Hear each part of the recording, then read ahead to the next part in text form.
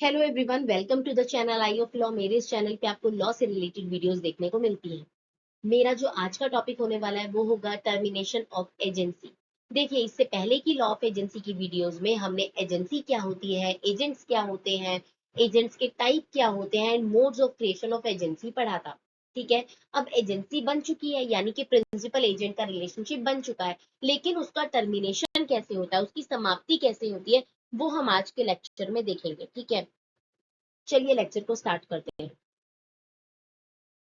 How can agency be terminated, यानी कि agency को किस तरीके से समाप्त किया जा सकता है। ये इसका जो लीगल प्रोविजन है वो इंडियन कॉन्ट्रैक्ट एक्ट के सेक्शन नंबर 201 के अंतर्गत दिया गया है। ठीक है, 201 सेक्शन हमें बताता है कि किसी भी एजेंसी को दो मुख्य तरीकों से खत्म किया जा सकता है। नंबर एक है bye act of the parties, दूसरा है बाय ऑपरेशन ऑफ लॉ।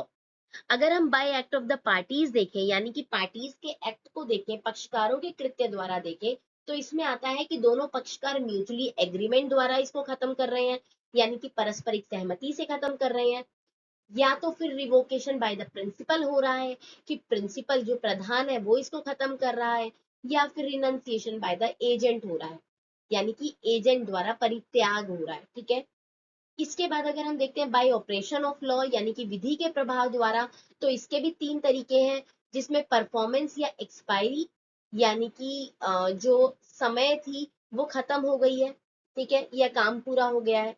दूसरा है डेथ और इंसैनिटी, यानी कि पार्टीज में से किसी की मृत्यु या फिर इंसैनिटी हो गया, उनका मानसिक संतुलन खराब हो गया है। नेक्स्ट है इंसॉल्वेंसी या फिर डिस्ट्रक्शन, यानी कि दिवालियापन या विषय वस्तु का विनाश। ठीक है, अब इन सभी को हम एक्सप्लेन करके देखते हैं एक एक करके। सबसे पहला तरीका आ रहा है termination by the act of the party. देखिए, कोई भी एजेंसी है किसी भी प्रिंसिपल और एजेंट के बीच में, तो वो दोनों पार्टीज जो है वो इनको खत्म कर सकती है। कैसे? एक तो म्यूचुअल सहमति से, पारस्परिक सहमति, म्यूचुअल एग्रीमेंट से। दूसरा है कि प्रिंसिपल खत्म कर रहा है, प्रिंसिपल इसको रिवोकेशन कर रहा है, एजेंसी को खत्म कर दे रहा है। तीसरा जो है एजेंट जो है अपना परित्याग कर दे रहा है, ठीक है, रिनंसिएशन कर दे रहा है। ठीक है, अब हम इन तीनों पॉइंट्स को देखेंगे। सबसे पहले देखते हैं म्यूचुअल एग्रीमेंट, मतलब कि पार्टीज के बीच में समझौता होता है कि आइए हम अपनी एजेंसी को खत्म करते हैं। ठीक है, तो ये जो है ना mutual agreement to end the agency, this is the simplest way to end any agency. ठीक है, यानी एजेंसी को समाप्त करने का सबसे सरल और सुगम तरीका है, जिसमें हम कहते हैं म्यूचुअल एग्रीमेंट। ठीक है, जैसे कि हम जानते हैं एजेंसी मूल रूप से ना एक कॉन्ट्रैक्ट है, जिसमें प्रिंसिपल और एजेंट दोनों की क्या होती है, कंसेंट होती है। कानून का एक ना प्रिंसिपल है कि जो रिश्ता आपस में सहमति से बनता है ना, उसे आपस में सहमति से, यानी म्यूचुअल कंसेंट से खत्म भी किया जा सकता है किसी भी समय। ठीक है, यानी कि जो पार्टीज है ना वो आपस में एक नया समझौता करती है और उसको कहते हैं कि चलो हम मिल करके इसको, अपने पुराने समझौते को खत्म करते हैं, म्यूचुअल एग्रीमेंट से टर्मिनेशन करते हैं। ठीक है, अब देखिए, इसके ना तीन की अवेज है, टेक अवेज है। क्या? कि नो रीजन रिक्वायर्ड। सबसे बड़ा कानूनी छूट इसमें ये मिल रही है कि एजेंसी को समाप्त करते समय दोनों पार्टीज अगर एग्री कर रही है ना, तो उनको किसी भी रीजन की जरूरत नहीं है।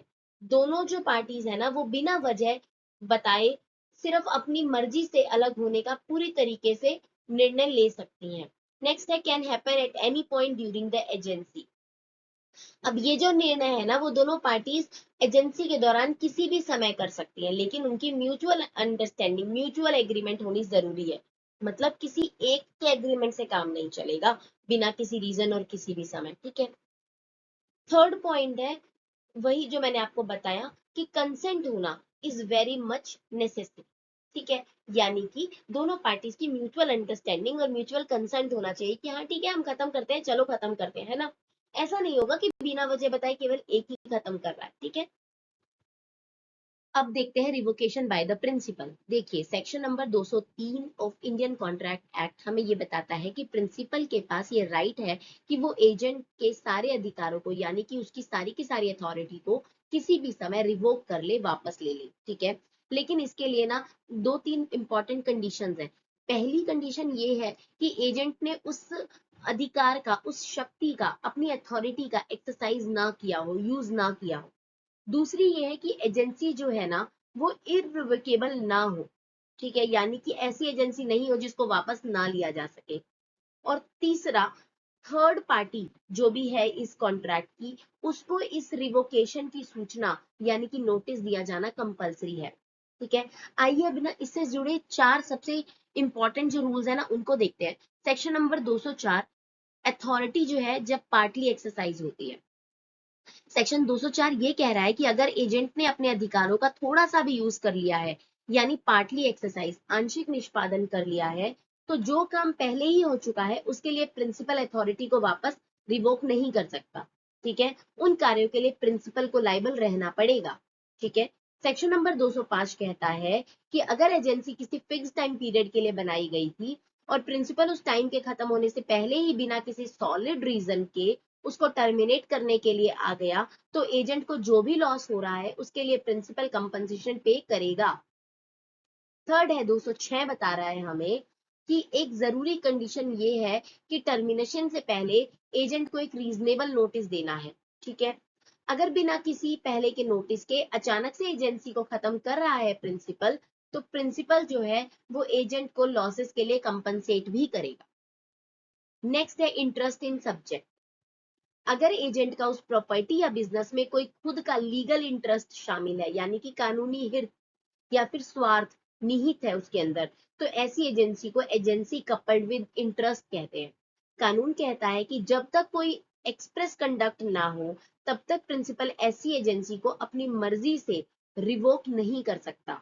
तो इन शॉर्ट प्रिंसिपल के पास टर्मिनेशन के राइट तो जरूर है, मगर कानून उस पर नोटिस, कंपनसेशन और एजेंट के इंटरेस्ट की ना लीगल लिमिट्स भी लगाता है। देखते हैं termination bye act of the parties का लास्ट मेथड, जो कि है रिनंसिएशन बाय द एजेंट। इसका मतलब होता है कि जब एजेंट खुद आगे रहकर अपनी अथॉरिटी को रिनाउंस कर देता है, क्विट कर देता है। इसके लिए ना बेसिक रूल ये है कि एजेंट प्रिंसिपल को एक नोटिस सर्व करके ऐसा कर सकता है, ठीक है।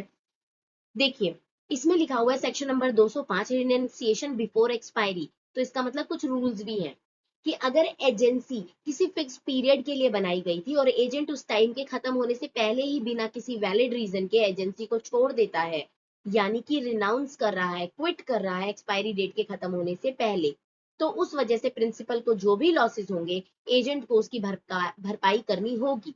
एजेंट कानूनी रूप से कंपनसेट करने के लिए बाउंड हो जाएगा।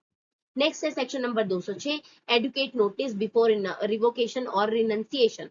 अब ये जो सेक्शन है ना ये दोनों ही पार्टीज पे लागू होता है, चाहे वो प्रिंसिपल है चाहे एजेंट। हमने आपको प्रिंसिपल के केस में भी बताया था कि एडुकेट नोटिस देना पड़ेगा, यहाँ एजेंट के ऊपर भी सेम चीजें लागू हो रही है। दोनों को ही एक एडुकेट नोटिस देना अनिवार्य है।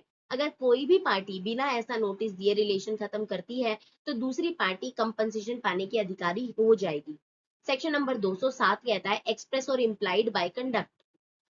इसका मतलब है जो रिवोकेशन है या रिनंसिएशन है ना वो एक्सप्रेस हो सकता है, यानी कि क्लियर वर्ड्स में अभिव्यक्त हो सकता है, या फिर इम्प्लाइड हो सकता है, यानी कि अपने कंडक्ट से दर्शाया जा सकता है। एग्जाम्पल के तौर पे ए ने बी को अपने घर को रेंट पे चढ़ाने के लिए ऑथराइज किया, ठीक है, लेकिन बी के रेंट पर देने से पहले ही ए ने अपना घर किसी थर्ड पार्टी सी को रेंट पर दे दिया।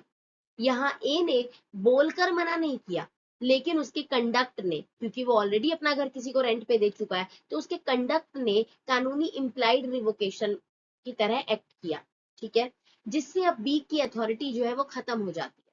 इसका मतलब कानून एजेंट को एजेंसी छोड़ने के राइट देता है, पर फिक्स पीरियड और एडुकेट नोटिस के रूल्स दोनों ही पार्टीज पर लागू जरूर होंगे।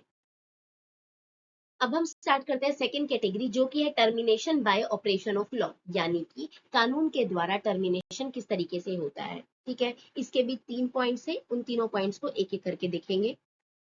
सबसे पहला पॉइंट आ रहा है performance of the contract and expiry of the time. तो सबसे पहले देखते हैं परफॉर्मेंस ऑफ द कॉन्ट्रैक्ट, यानी कि ये एजेंसी को टर्मिनेट करने का सबसे आम और स्वाभाविक तरीका है, जिसे most common method of termination भी कहा जाता है, ठीक है। देखिए इसका नियम बहुत ही सरल और सिंपल है। जिस व्यक्ति को, ठीक है, किसी एक स्पेसिफिक काम के लिए नियुक्त किया गया है, जैसे ही वो व्यक्ति उस स्पेसिफिक काम को पूरा कर लेता है उस व्यक्ति से हमारा संबंध खत्म हो जाता है। यानी कि जिस मकसद के लिए एजेंट को नियुक्त किया गया था, जैसे ही एजेंट उस काम को पूरा कर देता है, एजेंसी का रिश्ता जो होता है अपने आप ही खत्म हो जाता है। एग्जाम्पल लिखा हुआ है सेल ऑफ प्रॉपर्टीज कंप्लीट, यानी कि अगर आपने किसी को अपना घर बिकवाने के लिए एजेंट बनाया है, तो जैसे ही आपका घर बिक गया और सौदा पूरा हुआ, उस एजेंट का जो अधिकार है उसको वो ऑटोमेटिक खत्म हो जाएगा। अब ये थोड़ी है कि वो उस घर को बिकवाता ही रहेगा, एक बार सेल कंप्लीट हो गई, काम खत्म। ठीक है।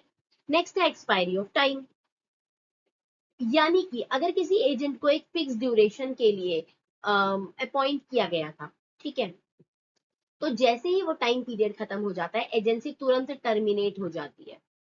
इसमें सबसे बड़ी कानूनी बात यह है कि ये टाइम बाउंड होती है, यानी regardless of the completion of the act. इसका मतलब अगर निर्धारित समय बीत गया, तो चाहे वो मुख्य उद्देश्य या टारगेट पूरा हुआ है या नहीं हुआ है, ठीक है, मतलब ऑब्जेक्टिव कंप्लीट हुआ है, अचीव हुआ है या नहीं, कानून की नजर में एजेंसी का अस्तित्व खत्म हो जाएगा।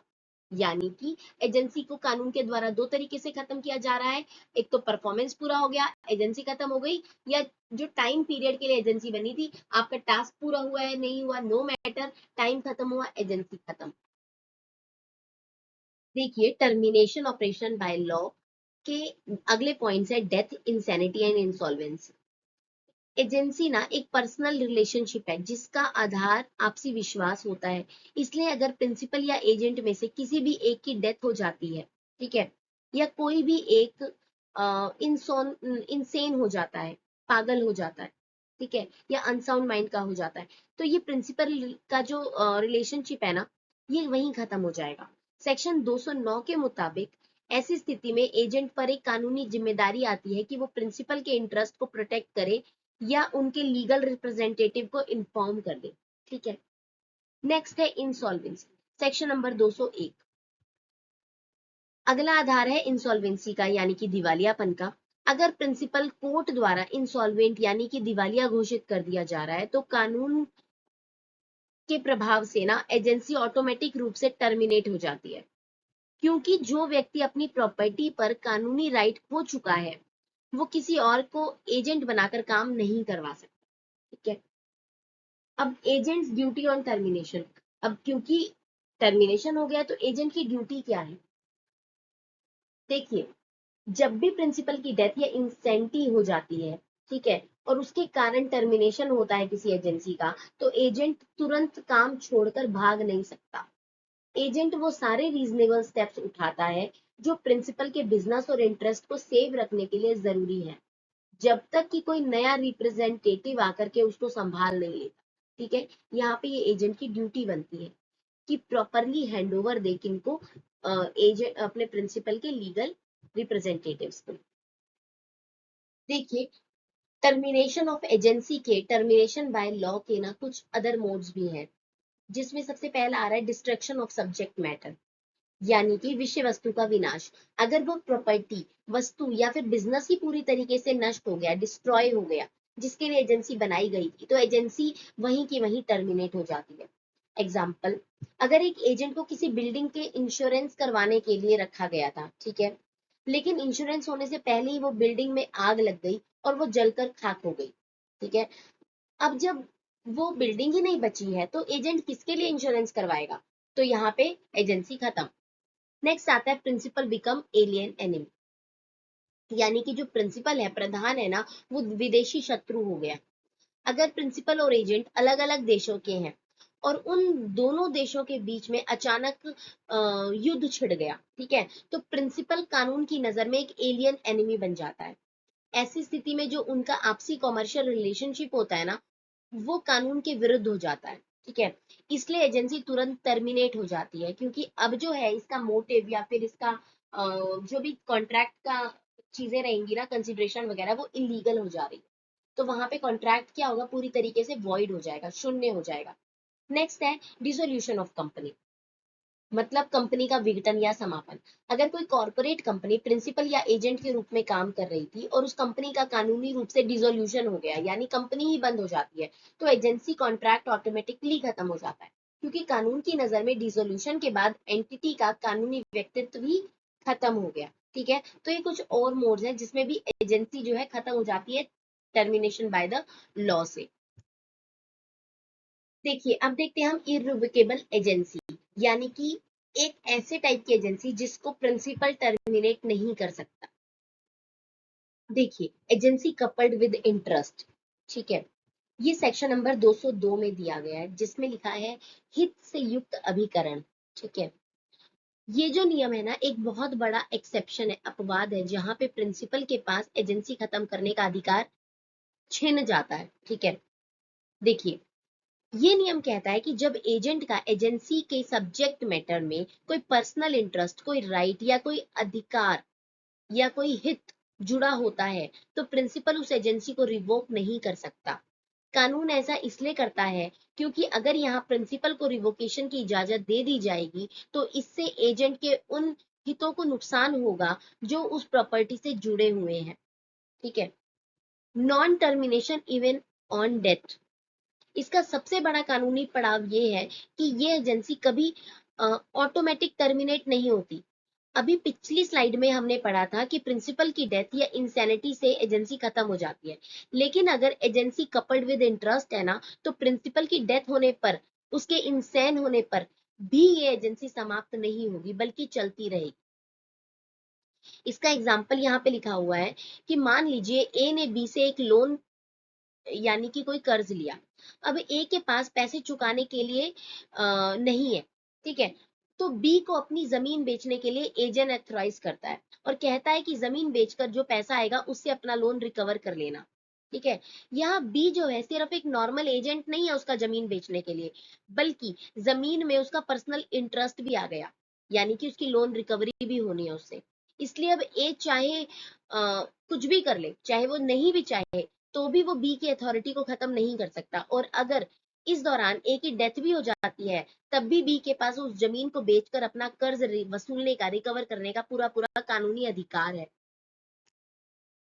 देखिए अभी अभी हमने पढ़ा कि जब एजेंट का हित जुड़ा है किसी भी ऑब्जेक्ट से, ठीक है, तो उससे जुड़ी हुई जो एजेंसी होती है ना वो इरेवोकेबल हो जाती है। लेकिन ना लॉ में इसके अलावा भी दो ऐसी परिस्थितियां हैं जहां प्रिंसिपल अपनी दी हुई अथॉरिटी को चाह कर भी वापस नहीं ले सकता, जैसे कि पर्सनल लाइबिलिटी इंकर्ड। ठीक है, यानी कि वैयक्तिक दायित्व का उत्पन्न होना। अगर प्रिंसिपल के कहने पर एजेंट ने थर्ड पार्टी के सामने कोई ऐसे लीगल स्टेप उठा लिए हैं जिससे अब एजेंट खुद उस काम के लिए पर्सनली लाइबल हो गया है, तो प्रिंसिपल बीच में से पीछे नहीं हट सकता है। ठीक है, और एजेंसी को रिवोक नहीं कर सकता। एग्जाम्पल के तौर पे ए ने बी, बी जो ए का एजेंट है, ए ने बी को आदेश दिया कि वो मार्केट से 1000 बैग शुगर खरीदेगा। ठीक है, अब बी सेलर के पास जाकर के कॉन्ट्रैक्ट करा और अपने पर्सनल नाम पर उसने 1000 बोरी शुगर की खरीद ली, जिससे अब सेलर के प्रति बी लाइबल हो गया। ठीक है, अब यहाँ ना ए जो है एजेंसी को कैंसिल नहीं कर सकता क्योंकि जो बी है वो ऑलरेडी 1000 शुगर के बैग उठा चुका है, अब उसके पैसे तो ए को देने ही पड़ेंगे। ठीक है, नेक्स्ट है अथॉरिटी पार्टली एक्सरसाइज, यानी कि सेक्शन नंबर 204, प्राधिकार का आंशिक प्रयोग। सेक्शन 204 कहता है कि अगर एजेंट ने अपनी अथॉरिटी का एक हिस्सा यानी कि आंशिक रूप पहले ही एग्जीक्यूट कर दिया है, यूज कर लिया है, तो जितना काम हो चुका है ना उसके लिए अथॉरिटी जो है उसको रिवोक नहीं किया जा सकता। ये हमने एजेंसी की जो हमने एसेंशियल कंडीशंस पढ़ी थी उसमें भी देखा था। ए ने बी को ऑथराइज किया कि वो 1000 टन कोल जो है खरीदे और उसकी पेमेंट 3 किश्तों में करे। बी ने कोल खरीद ली। ठीक है, अब पहली इंस्टॉलमेंट पे भी कर दी। अब इस स्टेज पर ए कॉन्ट्रैक्ट को टर्मिनेट नहीं कर सकता क्योंकि एजेंट ने काम शुरू कर दिया है। ठीक है, तो यहाँ पे भी एजेंसी जो है वो इररिवोकेबल हो गई है। देखिए हमने ना टर्मिनेशन के रूल्स देख लिए। ठीक है, लेकिन अब सवाल ये उठता है कि अगर प्रिंसिपल ने एजेंसी को टर्मिनेट कर दिया है तो वो टर्मिनेशन कानून की नजर में किस वक्त से अप्लाई होगा, प्रभावी होगा। इसे समझने के लिए हमारे पास दो सेक्शंस हैं। सबसे पहला है सेक्शन नंबर 208 यानी कि मेन लीगल रूल। तो सेक्शन नंबर 208 कहता है कि एजेंट की अथॉरिटी तब तक खत्म नहीं मानी जाएगी जब तक कि एजेंट उसको टर्मिनेशन का नोटिस यानी कि जानकारी ना मिल जाए। ठीक है। जब तक एजेंट तक नोटिस नहीं पहुंचता तब तक एजेंट के द्वारा किए गए सारे काम प्रिंसिपल पर पूरी तरीके से बाइंडिंग होंगे। यानी प्रिंसिपल ये नहीं कह सकता कि मैंने तो मना कर दिया था, मन पहले से ही बना लिया था एंड ब्ला ब्ला। जब एजेंट को ये पता लगेगा कि उसको टर्मिनेट किया गया है, उसको उससे एजेंसी को रिवोक किया गया है, तभी से ही वो एजेंसी टर्मिनेट मानी जाएगी। एग्जाम्पल के तौर पे मान लीजिए ए ने बी को अपना एजेंट अपॉइंट किया ताकि वो 5% कमीशन पर सामान बेचे। कुछ समय बाद ए एक लेटर लिखता है और बी की अथॉरिटी को रिवोक कर देता है और उसको पोस्ट कर देता है। अब ट्विस्ट ये है कि लेटर जो पोस्ट किया था ना उसके बाद, लेकिन बी तक पहुंचने से पहले बी ने मार्केट में 10,000 तक का सामान बेच दिया। अब कानून कहता है क्योंकि बी को लेटर अभी नहीं रिसीव हुआ, तो इसलिए टर्मिनेशन जो प्रभावी होगा वो बी को उसका पूरा कमीशन देने के बाद, यानी कि जो उसका 10,000 रुपए पे कमीशन बनता है, 500 रुपए, वो कमीशन पे करने के बाद ही प्रभावी होगा। ठीक है। अब देखते हैं इम्पैक्ट ऑन सब एजेंट, यानी कि सेक्शन नंबर 210। देखिए ये सेक्शन कहता है कि जैसे ही मेन एजेंट की अथॉरिटी लीगली टर्मिनेट हो जाती है तो उसके साथ ही उन सारे सब एजेंट्स की अथॉरिटी भी ऑटोमेटिकली टर्मिनेट हो जाती है, समाप्त हो जाती है, जिन्हें उस एजेंट ने अपॉइंट किया हुआ था। उन्हें अलग से नोटिस देने की हमें जरूरत नहीं है, क्योंकि जब पेड़ ही कट गया है ना तो उसकी शाखाएं अपने आप ही खत्म हो जाएंगी। ठीक है। अब देखते हैं पूरी प्रेजेंटेशन का क्विक रिकैप, जिसमें हम देखेंगे कि टर्मिनेशन ऑफ एजेंसी कैसे होती है एक्ट ऑफ पार्टी से और by the operation of law से। अब एक्ट ऑफ पार्टी से कैसे, दोनों पार्टी मिलकर म्यूचुअल एग्रीमेंट करके करती है, या फिर प्रिंसिपल रिवोक करता है, या फिर एजेंट रिनंसिएट करता है। ठीक है। और ऑपरेशन ऑफ लॉ के अगर हम देखते हैं तो परफॉर्मेंस ऑफ कॉन्ट्रैक्ट पूरा हो गया, एक्सपायरी ऑफ टाइम हो गई, डेथ और इंसैनिटी हो गई, इंसॉल्वेंसी हो गई प्रिंसिपल की, या डिस्ट्रक्शन ऑफ सब्जेक्ट मैटर हो गया, या प्रिंसिपल या एजेंट में से कोई एक एलियन एनिमी बन गया, या फिर डिसोल्यूशन ऑफ कंपनी हो गई। ठीक है। इसके साथ ही हम देखते हैं कि इररिवोकेबल एजेंसी क्या होती है। इररिवोकेबल एजेंसी वो होती है जिसको प्रिंसिपल खत्म नहीं कर जा सकता, जिसके अंदर कपल्ड विद इंटरेस्ट होता है, यानी कि एजेंट का खुद का इंटरेस्ट जो होता है वो निहित होता है उस एजेंसी के अंदर, या फिर पर्सनल लाइबिलिटी अब इंकर्ड हो गई एजेंट की उसके अंदर, या फिर अथॉरिटी जो होती है वो पार्टली एक्सरसाइज कर चुका है, आधा काम वो कर चुका है एजेंट, तो उस अब वो एजेंसी जो है उसको टर्मिनेट नहीं किया जा सकता। इसी के साथ हमारा टर्मिनेशन ऑफ एजेंसी खत्म होता है। अगर आपको कोई डाउट बचता है तो आप मुझे कमेंट में लिखिए। मेरी वीडियो पसंद आती है तो मेरी वीडियो को लाइक करिए, मेरे चैनल को सब्सक्राइब करिए। Thanks for watching.